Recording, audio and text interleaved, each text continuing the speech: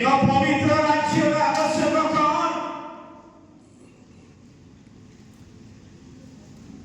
ନୂତନ ରାଜ୍ୟର ଆବଶ୍ୟକ କଣ ପୃଥିବୀରେ? କାରଣ ପୃଥିବୀ ପରିତ୍ୟକ୍ତ ହୋଇଥିଲା। ପୃଥିବୀ ପାପରେ କଳୁଷିତ ହେଲା। ପୃଥିବୀସ୍ଥ ମନୁଷ୍ୟ ଜାତି ପାପରେ କଳୁଷିତ ହେଲା। ପାପର ଅଧୀନରେ ପାପର ବଶବର୍ତ୍ତୀ ହୋଇ ଜୀବନ ଯାପନ କରୁଥିଲା। ଏଥିପାଇଁ ପରମେଶ୍ୱର ଆଉ ଥରେ ପୁନଃସ୍ଥାପନାର ମିଶନ କାର୍ଯ୍ୟ ଆରମ୍ଭ କଲେ। ଆଦମକୁ ନିର୍ମାଣ କଲା ପରେ ପରମେଶ୍ୱରଙ୍କ ସହିତ ଆଦମ ଅନେକ ବର୍ଷ ସହଭାଗିତା ପ୍ରେମର ସମ୍ପର୍କ ପବିତ୍ରତାର ବନ୍ଧନରେ ଆବଦ୍ଧ ହୋଇଥିଲେ। କିନ୍ତୁ ଏମିତି ଏକ ସମୟ ଆସିଲା ଯେବେ ପରମେଶ୍ୱର ଏକ ନାରୀକୁ ନିର୍ମାଣ କଲେ। ତାପରେ ସମସ୍ୟା କ୍ରିଏଟ ହେଲା। ଅନେକ ସମୟ ପରମେଶ୍ୱର ତାଙ୍କ ସହିତ ଆଦମଙ୍କ ସହିତ ସମୟ ଅତିବାହିତ କଲେ। ସବୁକିଛି ଠିକ ଥିଲା। ସବୁକିଛି ଠିକ। ମନୁଷ୍ୟ ପରମେଶ୍ୱର ଅତି ନିବିଡ଼ ସମ୍ପର୍କ ଥିଲା। ଗଭୀର ସମ୍ପର୍କ। କିନ୍ତୁ ହଠାତ୍ ସିଏ ସମ୍ପର୍କ ଭାଙ୍ଗିବାକୁ ଗଲା। ସିଏ ପ୍ରେମ ଭାଙ୍ଗିବାକୁ ଗଲା। ସେ ସ୍ନେହ ଭାଙ୍ଗିବାକୁ ଗଲା। ହଠାତ୍ ଯଦି ଆପଣ ପଢିବେ ଆଦି ପୁସ୍ତକ 3 ପର୍ବ 11-12 ତଳକୁ ପଢିବେ, ସେଇଠି ଆପଣ ଦେଖିବେ ପରମେଶ୍ୱରଙ୍କ ସହିତ ମନୁଷ୍ୟର ସମ୍ପର୍କ ଭଗ୍ନ ହେବା। ଆତ୍ମିକ ସମ୍ପର୍କ ଭଗ୍ନ ହେବା। ପ୍ରେମର ସମ୍ପର୍କ ଭଗ୍ନ ହେବା। ପିତା ପୁଣି ପୁତ୍ରର ସମ୍ପର୍କ ଭଗ୍ନ ହେବା। ଅନନ୍ତକାଳୀନ ସମ୍ପର୍କ ଭଗ୍ନ ହେବା। ଆପଣ ଦେଖିବେ ଗ୍ରେଟ୍ ସେପାରେସନ୍ ଏକ ବହୁତ ବଡ଼ ପୃଥକୀକରଣ ପଦ୍ଧତି ସେଇଠି ଆପଣ ଦେଖିପାରିବେ। ସବୁଦିନ ପାଇଁ ପ୍ରଥମ ପାପ, ସେଇଠି ପ୍ରଥମ ପାପ ହେଲା disobedience। disobedience ଅବାଧ୍ୟତା ପରମେଶ୍ୱର ଭଳି ମନୁଷ୍ୟ ମଧ୍ୟରେ ପୃଥକୀକୃତ କାର୍ଯ୍ୟ କଲା। କଣ? ଅବାଧ୍ୟତା, disobedience। ସେଇ ପରମେଶ୍ୱରଙ୍କର ରାଜ୍ୟରେ ପରମେଶ୍ୱର ଯେଉଁ ରାଜ୍ୟ ନିର୍ମାଣ କରିଥିଲେ, ହବା ପୁଣି ଆଦମକୁ ରଖିବା ପାଇଁ ଯେଉଁ ସ୍ଥାନ ନିର୍ମାଣ କରିଥିଲେ, ସେହି ସ୍ଥାନରେ ପୃଥକୀକୃତ ହେଲା। ସବୁଦିନ ପାଇଁ ମନୁଷ୍ୟ ପୁଣି ପରମେଶ୍ୱରଙ୍କର ସମ୍ପର୍କ ଭାଙ୍ଗିଗଲା। ବୁଝିପାରୁଛନ୍ତି? ସବୁଦିନ ପାଇଁ ଏହା ପାପ କଲା।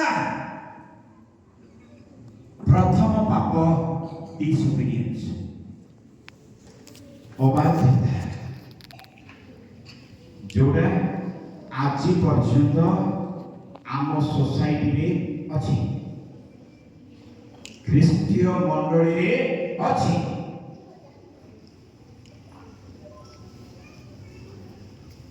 ପାପ ପାପ ବହୁତ ବଡ଼ କ୍ଷତି କଲା। ବହୁତ ବଡ଼ କ୍ଷତି ବିନାଶ କଲା। ପରମେଶ୍ୱର ମନୁଷ୍ୟ ମଧ୍ୟରେ ଥିବା ସମ୍ପର୍କକୁ ସବୁଦିନ ପାଇଁ ଭାଙ୍ଗିଦେଲା। ବହୁତ ବଡ଼ କ୍ଷତି। ବୁଝିପାରୁଛନ୍ତି? ଅବାଧ୍ୟତା ଆଜି ମଧ୍ୟ ଆମ ଭିତରେ ଅବାଧ୍ୟତା ଅଛି। ପାପ ମନୁଷ୍ୟ ଜୀବନକୁ ନାଶ କଲା। ପାପ ବ୍ୟକ୍ତିଗତ ଜୀବନକୁ ନାଶ କଲା। ପାପ ପାରିବାରିକ ଜୀବନକୁ ନାଶ କଲା।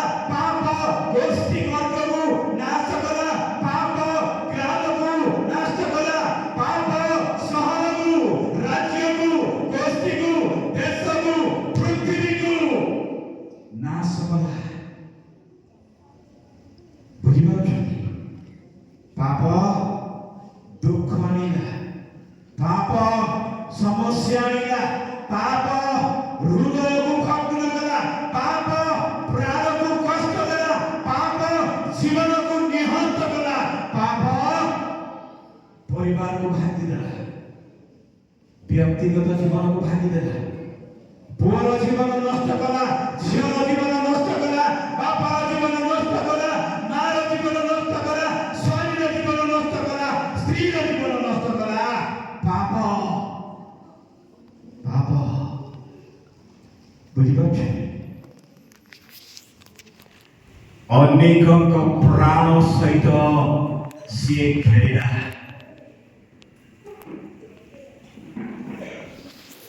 He played the game with the souls of human beings.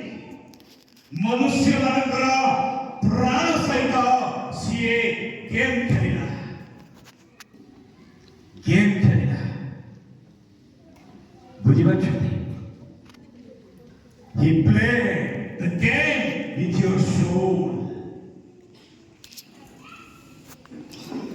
ଆପଣଙ୍କ ପ୍ରାଣ ସହିତ ଗେମ୍ ଖେଳିଲା। କିଏ? ଅବାଧ୍ୟତା, ପାପ। ଏବେ ସୁଦ୍ଧା এই ডিসଓବିডিଏନ୍ସ ର ସ୍ପିରିଟ ଆମ ଭିତରେ କାମ କରୁଛି। ଚିରକାଳ ପାଇଁ ପରମେଶ୍ୱରଙ୍କ ଠାରୁ ବିଚ୍ଛିନ୍ନ କଲା। ଚିରକାଳ ପାଇଁ ପରମେଶ୍ୱରଙ୍କ ଠାରୁ ବିଚ୍ଛିନ୍ନ କଲା।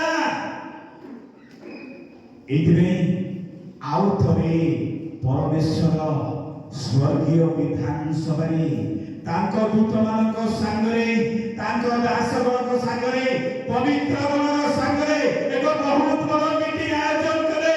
ଆଉ ଡିସାଇଡ୍ କଲେ ଆମକୁ ପୃଥିବୀରେ ଗୋଟିଏ ମିଶନ ଷ୍ଟାର୍ଟ କରିବାକୁ ହବ। ଆମକୁ ଆଉ ଥରେ ପୃଥିବୀରେ ଗୋଟିଏ ମିଶନ ଷ୍ଟାର୍ଟ କରିବାକୁ ହବ। The mission of redemption. The mission of redemption. ଉଦ୍ଧାରର କାର୍ଯ୍ୟ କରିବାକୁ ହବ।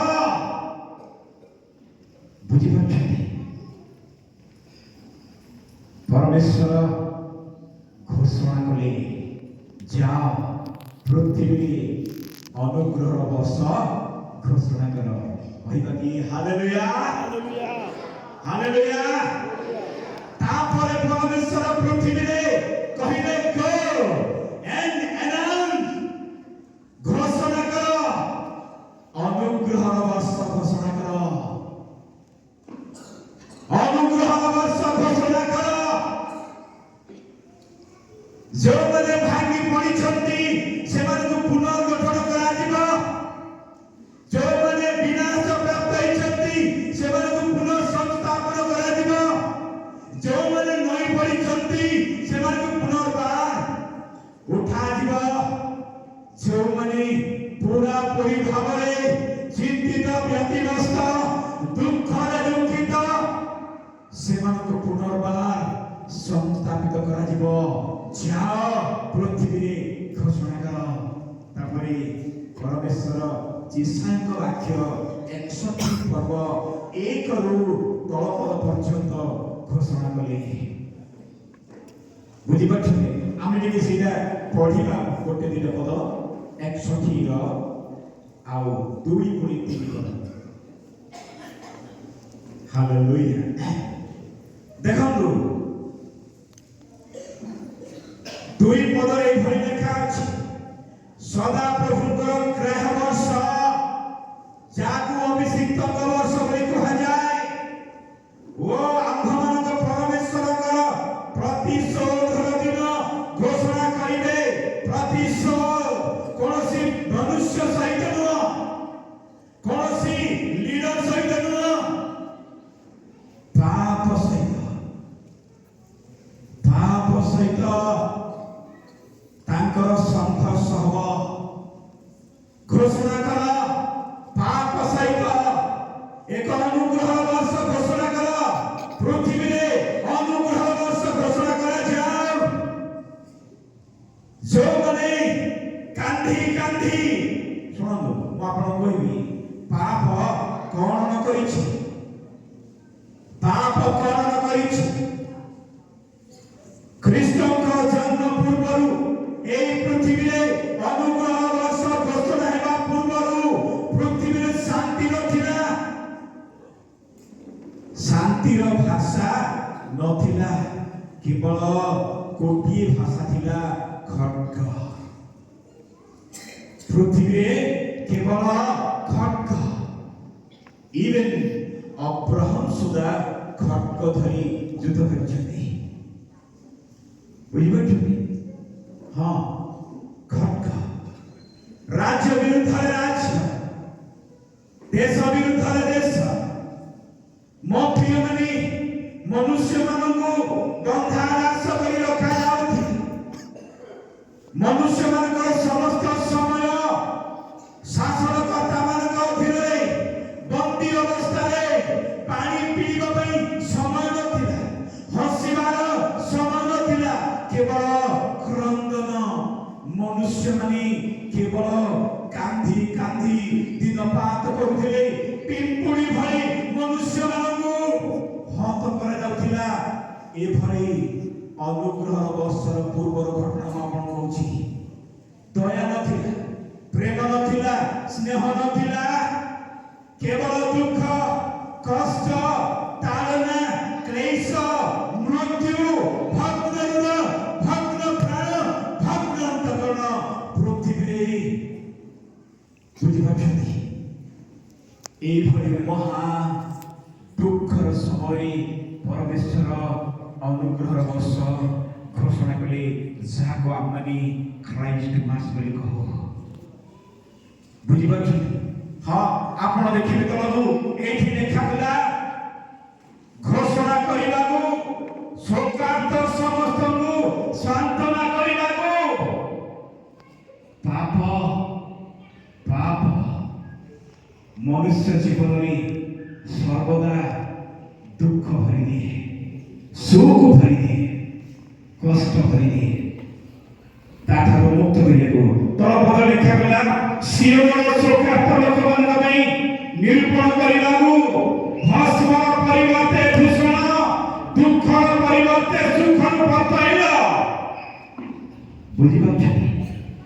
ଆଜି ଆମମାନେ ସୁଟ୍ ବୁଟ୍ ପିନ୍ଧି ଆରାମରେ, ନୋ ଅବଜେକ୍ସନ, କେହି ଆମକୁ ଅବଜେକ୍ସନ କରିବାକୁ ନାହିଁ। କେମିତି ପାଇଲେ? ଅନୁଗ୍ରହ ବର୍ଷ ହେଇଥିବାରୁ ଆମେ ଇଏ ପରିବେଶ ପାଇଛୁ। କେବଳ ଅନୁଗ୍ରହ ବର୍ଷ ପରମେଶ୍ୱର ସ୍ଥାପନ କଲେ ପୃଥିବୀରେ। ବୁଝିପାରୁଛନ୍ତି?